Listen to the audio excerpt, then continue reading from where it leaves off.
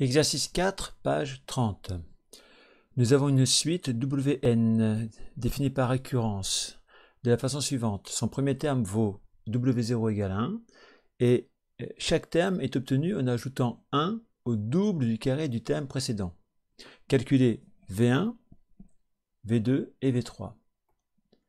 Alors, on aurait pu commencer par la question numéro 2, de façon à avoir une relation de récurrence qui nous permet ensuite de calculer W1, W2 et W3. Bon, suivons le fil de l'exercice, on nous demande tout d'abord de calculer directement W1, par exemple. Alors W1, on vous dit que on l'obtient en ajoutant 1 au double du carré du terme précédent. Donc on va ajouter 1 plus le carré du terme précédent, c'est 1 au carré, mais le double du carré, ça fera donc 2 fois 1 au carré.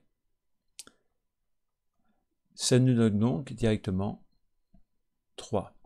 On va recommencer le processus pour calculer W2. W2, donc, c'est la même chose. On va écrire 1 plus le double du carré du terme précédent. Le terme qui précède W2, c'est W1, c'est donc 3. Donc le double du carré de 3, ça fait donc faire 2 fois 3 au carré. Ce qui nous donne 3 fois 3, 9 fois 2, 18, plus 1, 19. Ensuite, W3,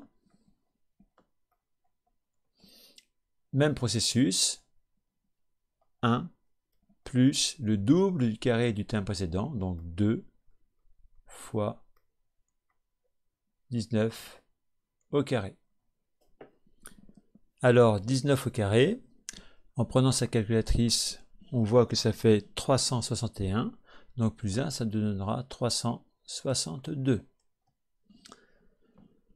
Deuxième question, on vous demande en fait d'établir une relation entre Wn plus 1 et Wn. Donc la relation, elle est pratiquement sous vos yeux. Regardez là, on pouvait écrire que W1 était égal à 1 plus 2 fois W0 au carré, que W2, ce n'est rien d'autre que 1 plus 2 fois W1 au carré.